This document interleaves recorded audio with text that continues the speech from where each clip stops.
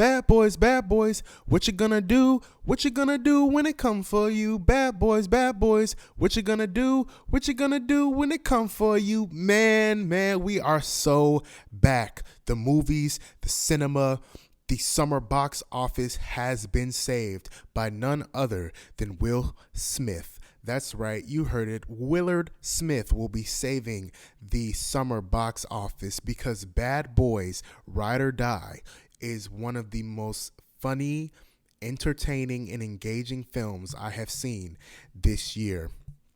And listen, I can see Bad Boys doing very well with a lot of different audiences. I know it's going to play well for my community, for the black community, because we support our own, and we support Martin Lawrence, we support Will Smith, and we weren't deterred by the slap, and we will be seated watching this very entertaining, very hilarious, and very engaging film. So let's get into a bit about the review. Before we get into that and what I loved and what the post-slap Will Smith world looks like, make sure you smash that like button and subscribe, and that helps your boy out a whole lot. Get engagement and get views, and to reach more people with my reviews.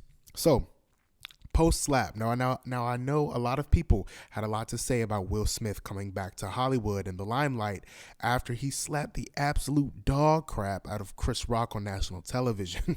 Personally, I never cared about the slap. I know a lot of people who never cared about the slap, and I don't think you should care about the slap either. And I'm just here to say, let that ish go. Chris and Will have moved on, and personally, holding a grudge against a man who did absolutely nothing to you, and it had not a single impact to your life or anybody else's life except for Chris's, and to hold a grudge about it is a bit weird. Let that go, and if you can, you'll experience one of the best films that you're going to experience this year, and how much fun you're going to have watching this film. So let's move on into what I loved about the film.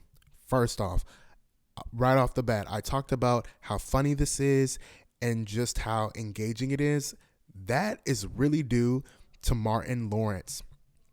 I feel as though that he carries this installment of Bad Boys in a way we just haven't seen him do. He's always been the funny guy, but it seems like his story and his experience that he has in this film influences how we see Will's character, Mike Lowrey, react to certain events and just how he feels about certain things.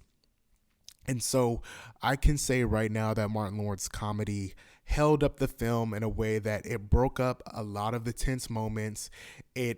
I was laughing literally out of my seat, clapping at the jokes, having just a great time. Listening to him and seeing him engage with Will was definitely amazing. It was great to see Martin work in the way that we've been accustomed to seeing him work. And of course, I had tons of laughs. Now, the engaging action is partially due to Jacob Scipio. Jacob Scipio, his character is Mike Lowrey's son. He was a big part of the last Bad Boys, and where it kind of centered around him showing up and his mother being a witch, and they touch on all that within the main storyline. But in this one, Jacob, he doesn't really have too much to do in terms of dialogue, but he definitely doesn't need it. He plays the quiet, almost stoic, badass. Can I say that on YouTube? I guess I can. I just said it. He plays this badass character who handles business, gets the job done. But it's also about reconciliation with Mike Lowrey, Will's character. And we get a lot of that flavor in it as well. And, his performance, while it's mostly silent, his physical performance in the film definitely makes up for that.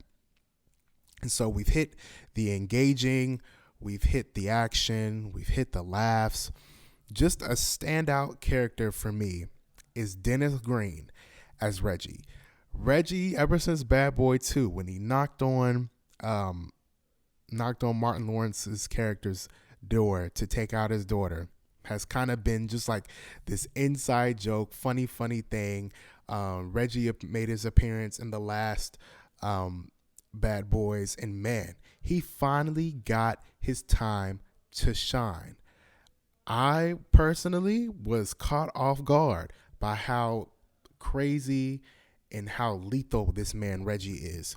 His action scenes were also engaging, and paired up with Jacob Scipio's action scenes, this film is very engaging.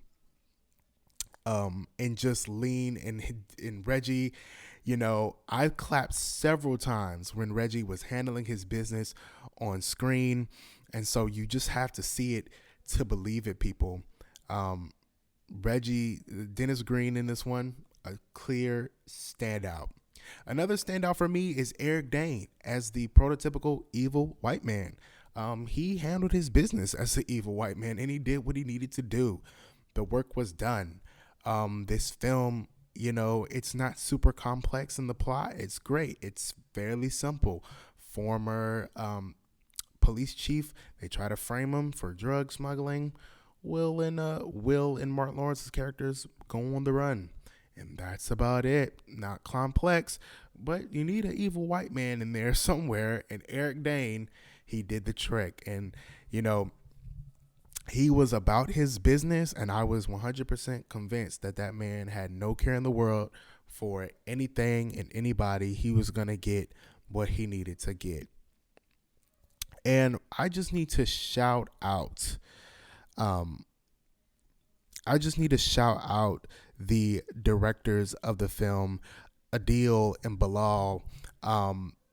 These guys have been working for some time now. They have, frankly, some hits and a miss that we never saw. And so they did Bad Boys for Life. They did this one. They also worked on Miss Marvel, which great show, by the way. It wasn't everybody's taste, but they definitely hit the nail on the head with that one. But they were also the directors of the infamous Batgirl movie that never saw the light of day due to Warner Brothers saying it was so garbage that they wanted to write it off. I don't believe that. These guys, especially nowadays, don't really have too many misses in their catalog. And I feel, even coming off of Miss Marvel, that they would have done Batgirl justice. I totally think Warner Brothers might have did a little cooking of the books there with that one. But shout out to these directors for emulating the style that Michael Bay had set forth in the original films. If you don't know, Michael Bay was the original director of Bad Boys, and he's quoted saying all the time that, Bad Boys at the time was a risk for Sony because they didn't know if black would sell, if black actors could carry a film, especially not overseas as well. And Bad Boys was really a pioneer in a sense for black men in action, black actors in action, just in black film in general, because it did very well overseas. I believe it made $140 million worldwide. And at the time, that was major for not only an action film, but for black actors and black actors leading a film. And at that time, when the original came out, Martin Lawrence and Will Smith were largely TV actors. And so they were untested, unproven. With this director, Michael Bay, style's questionable. And so they smashed box office expectations then. I feel like they'll smash box office expectations now. And these directors did a great job being able to emulate that style and just give the people what they wanted. So now finally, I'm going to talk about Will Smith's performance as Mike Lowrey.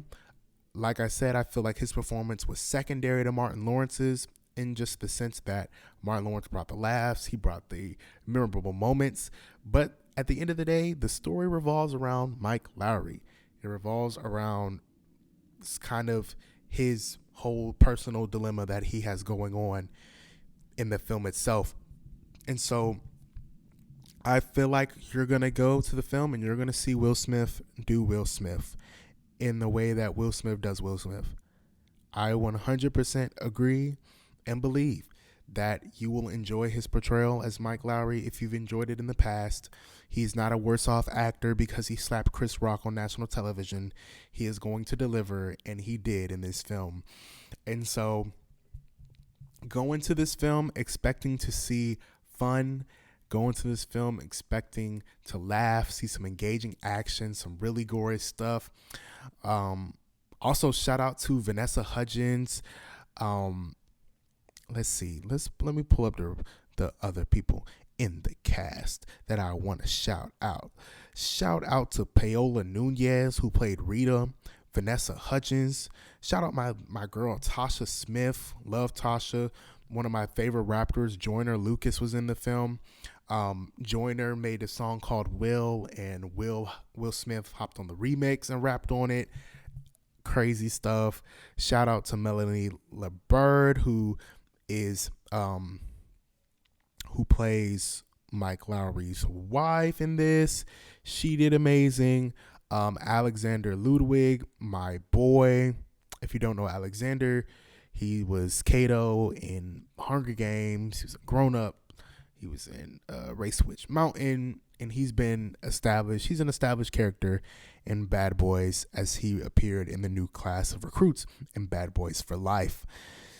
So, man, expect to see an exciting summer box office flick. I don't want to give away too many spoilers because I just want you to experience this one, and I won't do a spoiler review just because I feel like everyone should just go experience this awesome ride for themselves. And personally, I can't wait to see it again. I saw it in IMAX tonight, and I'm going to go see it again because it was just that good. So, hey, man, make sure you leave a like and subscribe and hit that subscribe button. This has been another Juju Writes review. Keep it locked.